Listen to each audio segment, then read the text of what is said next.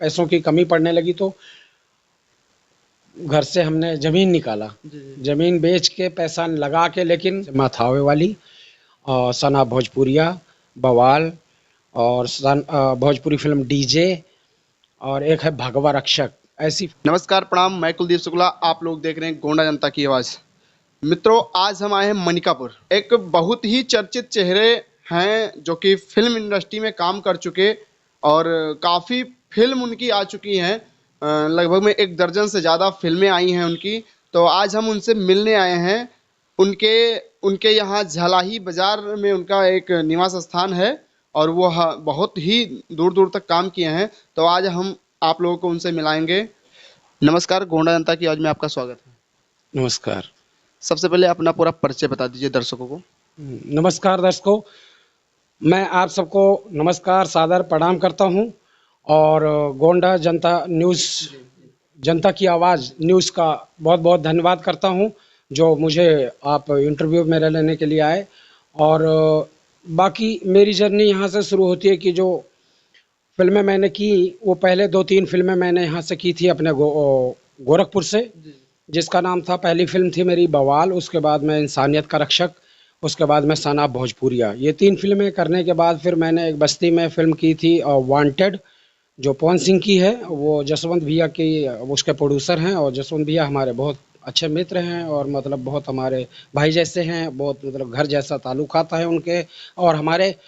तो हमने उस फिल्म में जो थोड़ा सा काम किया था, क्योंकि हम उस टाइम पे सना भोजपुरिया कर रहे थे, तो इसलिए हमने वो फिल्म को मतलब ज़्यादा टाइम नहीं दे सके, तो थोड़ा सा सीन किया था। पवन सिंह की मूवी है वांटेड। उसके बाद एक फिल्म किया था क्रैक फाइटर। और फिर मुंबई में जाने के बाद में मैंने एक्टर चिंटू पांडे भैया जी के साथ बहुत 3-4 फिल्में की हैं, जिसका नाम है राउडी रॉकी, इश्क, लव विवाह .com। ये सब फिल्में आने वाली हैं बहुत जल्द, क्योंकि चिंटू भैया जो हैं अपने गोंडा से हैं और बहुत ही ज़बरदस्त एक्टर हैं और चॉकलेटी और स्टाइलिश हीरो हैं। तो उनके साथ मैंने काम किया तो बहुत अच्छा लगा। 2-3 फिल्में मैंने किया है। जो राउडी रॉकी है वो हैदराबाद में शूट किया गया था और उसके बाद में लखनऊ में 2 फिल्में किया है, जिसका नाम है इश्क और लव विवाह .com।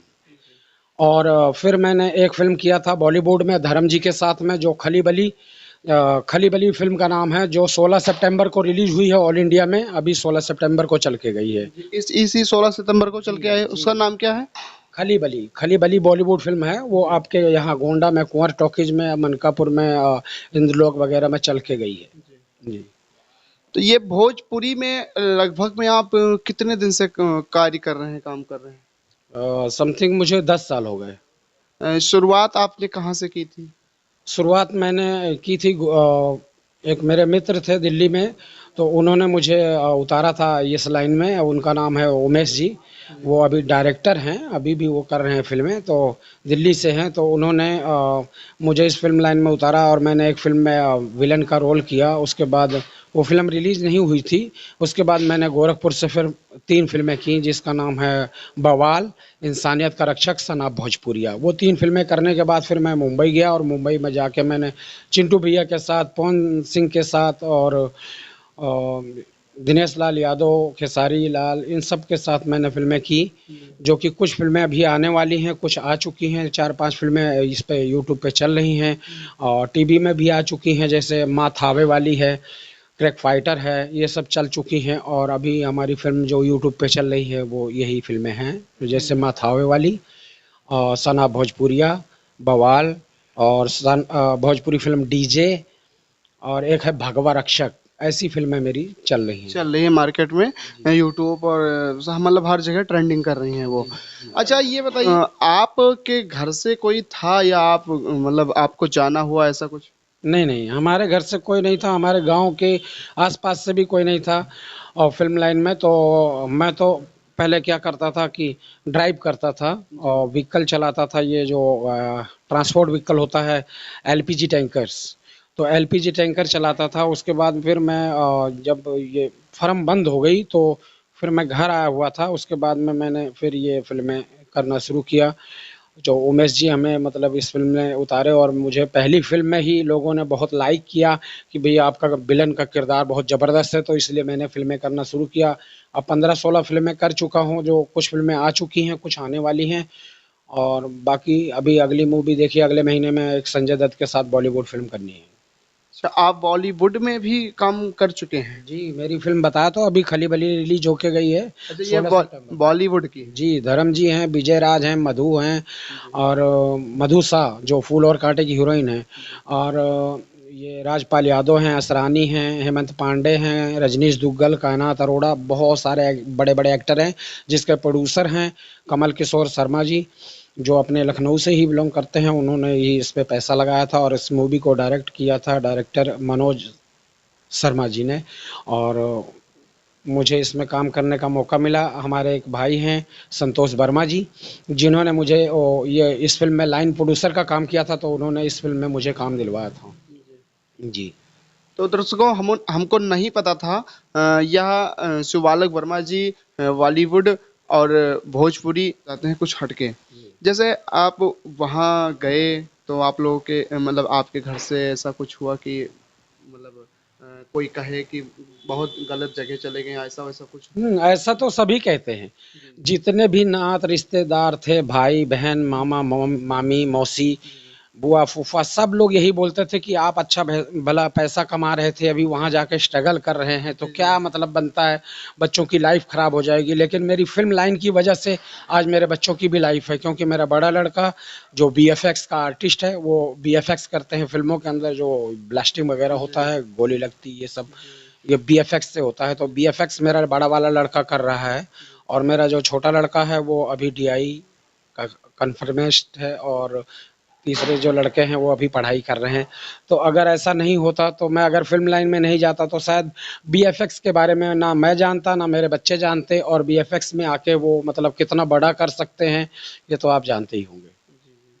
ऐसा हुआ होगा कि अब शिव बालक वर्मा जी तो कहीं ना कहीं उनको बड़ा दिक्कत हुआ होगा, क्योंकि भाई अच्छा खासा कमा रहे थे, अब वो चले गए फिल्म इंडस्ट्री में, जी ऐसा? जी, ऐसा होता है, क्योंकि देखिए जब आप कहीं जाते हैं, अभी मुंबई में जाके आप रहेंगे, 1 महीना रहेंगे, 2 महीना रहेंगे, तो आपको सर्वाइव करना ही भारी हो जाएगा। जी। जी। उस सर्वाइव करने के लिए आदमी क्या करता है, कुछ ना कुछ, जब भूखे मरोगे तो समोसा टिकिया खाते फिरोगे, जी। जी। नहीं तो अगर पेट भरा होगा तो क्यों खाएँगे? जी। तो मुंबई में बहुत सारे एक्टर ऐसे हैं जो जाते हैं, तो वहाँ पे जब स्ट्रगल के टाइम पे उनका जब खर्चा नहीं चलता, तो वड़ा पाव वगैरह खा के गुज़ारा करते हैं। जी।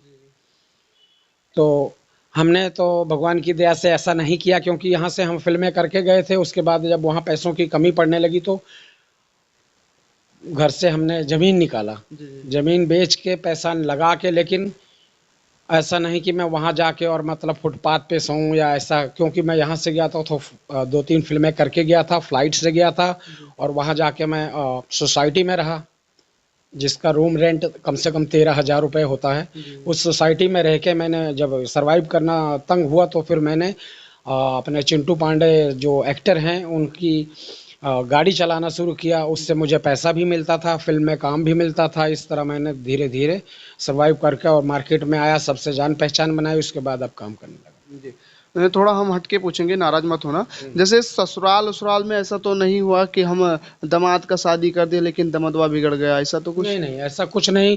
जैसे अवधि में अपने यहाँ कहते हैं ना जी कि जी। ससुराल वाले का दमदवा वमदवा, ऐसा कुछ तो? नहीं नहीं, ऐसा कुछ नहीं, क्योंकि देखिए जब अशिक्षित लोग होते हैं तो वो कुछ भी बोलते हैं उल्टा सीधा। जो शिक्षित लोग होते हैं वो सामने के देखते हैं कि आपकी पर्सनैलिटी क्या है, आपका आपकी हॉबीज़ क्या है। कुछ लोग ऐसे होते हैं कि नशा पत्ता करते हैं, दारू पीना, सिगरेट पीना, ये वो। और मेरी इतनी, अब मैंने अभी बताया, मैं सैंपल सा रहता हूँ। कोई ये ज़रूरी नहीं कि मतलब गुटखा खाना, दारू पीना, सिगरेट पीना, ऐसा अयासी वगैरह मैंने नहीं किया। इसलिए मेरे घर वाले और मेरे ससुराल वाले सब लोग मेरी रिस्पेक्ट करते हैं। जी। अच्छा, तो अब क्या आप कहेंगे जो नवयुवक हैं उनसे आप क्या कहेंगे, कैसा संदेश देंगे कि वह लोग इस इंडस्ट्री में जाएं या ना जाएं? जाएं, लेकिन जाने से पहले सबसे पहले आपको एक्टिंग सीखना चाहिए। जी। एक्टिंग सीखने के बाद किसी के थ्रू जाना चाहिए, जान पहचान होनी चाहिए। ये नहीं कि ऐसे ही पैसा घर से चुराया और भाग गए मुंबई में, वहाँ जाके ठगे गए। जी। जी। तो ऐसा काम नहीं करना चाहिए। अच्छा, ऐसा तो बहुत होता है हम देखे हैं कि कई लोग अपने दिलो दिमाग में कहीं ना कहीं देखा जाए तो लेके जाते हैं, हौसला बुलंद करके जाते हैं और वहां से आंसू भर के लौट आते हैं। हाँ, तो वो ऐसा सिस्टम होता है। देखिए मैं एक एग्जांपल देता हूँ आपको। जैसे आम का बौर लगता है, जी जी तो आम का जब बौर लगता है तो उसमें कम से कम 100 आम लगते हैं। जी जी और 100 आम लगने के बाद में उसमें क्या होता है, वो कोई इतना सा होके सब झड़ जाते हैं। जी जी झड़ने के बाद उसमें से 4 से 5 आमों का जो गुच्छा बच्चा। गुच्छा बचता है, जी जी और बाकी क्या हो जाता है, सब झड़ जाता है। तो सेम प्रोसेस है फिल्म लाइन में। जाने के लिए लोग यहाँ से 100 लोग, कम से कम 100 बच्चे निकलते हैं, क्योंकि उनको नॉलेज होती नहीं, लेकिन दिल में सिर्फ एक उमंग होती है कि मुझे एक्टर बनना है। जी जी जी लेकिन उसको बनने के लिए अगर बाई दबा आपको एक बेहतरीन सी बाइक दे दिया जाए, आपको चलाना नहीं आता है, आप रोड पे लेके जाएंगे तो एक्सीडेंट हो जाएगा, हाथ पैर तोड़ लेंगे, नुकसान कर लेंगे, उसके बाद धीरे धीरे सीख जाएंगे। लेकिन सीखने के लिए क्या करना होता है कि सबसे पहले हमें एक्टिंग एक्टिंग वगैरह सीखी जाती है। एक्टिंग सीखने के बाद में फिर लोगों से लिंक बनाया जाता है, जान पहचान बनाई जाती है, तब जाके थोड़ा थोड़ा करके, मतलब ये डायरेक्ट बोले कि मैं जाके, या तो फिर मोटा पैसा कि मैं अपनी फिल्म करूंगा, मैंने 1.5 करोड़ रुपया लगाया, मेरी फिल्म अपनी तैयार हो गई है, अब उसमें मैंने एक्टिंग किया है, वो जैसी भी होगी तो वो चल जाती है। अच्छा, आप भोजपुरी इंडस्ट्री में सबसे ज्यादा किसको मानते हैं कि सबसे बढ़िया कौन है? सबसे बढ़िया तो डायरेक्टर राजकुमार आर पांडे हैं, जो अपने गोंडा जिला से हैं, और वो चिंटू भैया के पिताजी हैं। वो बहुत बेहतरीन हैं, और मतलब वो बहुत बच्चों को और मुझे भी चांस दिया कई फिल्मों में। तो पहले तो उनको मैं मानता हूँ। बाकी हमारे जितने लोग हैं, जैसे हमारे कई डायरेक्टर लोग हैं। आर के शुक्ला जी हैं, हमारे यहाँ के एक डायरेक्टर हैं, आर के शुक्ला बस्ती से, जिन्होंने एक फिल्म की थी मोहे रंग दे प्यार के रंग सजना, उसमें मुझे चांस दिया, जिसके हीरो हैं राम सिंह पटेल। और हमारे जसवंत भैया हैं, जो बहुत ही मतलब करीबी, और बहुत ही मैं उनकी दिल से इज्जत करता हूँ, क्योंकि उन्होंने फिल्म की थी वांटेड, सरकार राज, अभी फिल्म की है जनता दरबार, जो बहुत जल्द रिलीज होने वाली है, और ट्रेलर समथिंग आ चुका है जनता दरबार का। तो बस यही चीज़ें हैं। बाकी बहुत सारे लोग हैं, जो अभी हमारे एक डायरेक्टर हैं जेम्स पार्कर सर, जो हमारे बहुत मतलब मित्र हैं, करीबी हैं, और वो उन्होंने भी एक फ़िल्म किए थे, और 2-3 फ़िल्में मैंने उसमें काम किया है। एक अनाड़ी ऑटो वाला है, और एक है जुगाड़ी। इन दोनों फ़िल्मों में मैंने उनके साथ काम किया, तो बहुत अच्छा लगा, क्योंकि वो मतलब हमारे बहुत मित्र जैसे हैं। घर पे हमारे उनके आना जाना है, बहुत अच्छा लगता है। बहुत सारे ऐसे हैं, और बड़े बड़े डायरेक्टर हैं जितने, सबके साथ मैंने काम किया, मुझे बहुत अच्छा लगा, और भी करते अच्छा, रहेंगे। हम कुछ आपसे पूछना चाहते हैं। जी। जैसे आपने देखा होगा भोजपुरी इंडस्ट्री में आज के हिसाब से मार पड़ी है कि हम बड़े, वो कह रहे हैं हम बड़े, कोई कह रहा हम बड़े, कोई कह रहा हमसे बड़ा नहीं आप।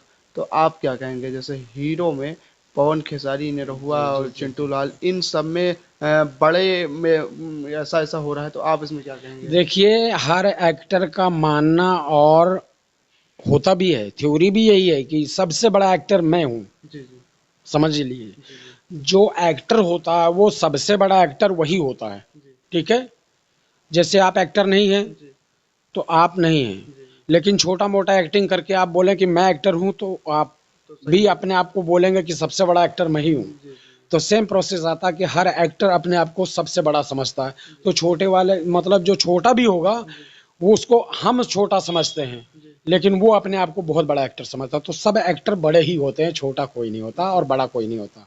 ये आपने बहुत ही सही और सटीक शब्द में जवाब दिया, क्योंकि हम भोजपुरी इंडस्ट्री में कई लोगों से हर चीज जानना चाहे तो कई लोगों ने एक दूसरे का तुलना करके एक दूसरे को बड़ा बताया, लेकिन कहीं ना कहीं देखा जाए तो बहुत ही सही एंगल यह बैठता है कि अगर जो हम एक दूसरे को छोटा मान लेंगे तो हम अपने आप को साबित नहीं कर सकते। जी जी। तो आप लोगों ने देखा कि यह है शिवालक वर्मा, जो कि हमारे इस गोंडा से जाकर और इन्होंने मुंबई जैसी माया नगरी में अपनी कला को दिखाने का कार्य किया, और हम इनकी मूवी देख भी चुके हैं। तभी इसके बाद में इनको हमने अपने चैनल पे बोलने का मतलब बोलने को सोचा कि आपसे हमने बात की और आपने हमें समय दिया, इसके लिए आपका बहुत बहुत धन्यवाद। बहुत और बहुत धन्यवाद। जी, आप ये थे सुबालक वर्मा जी।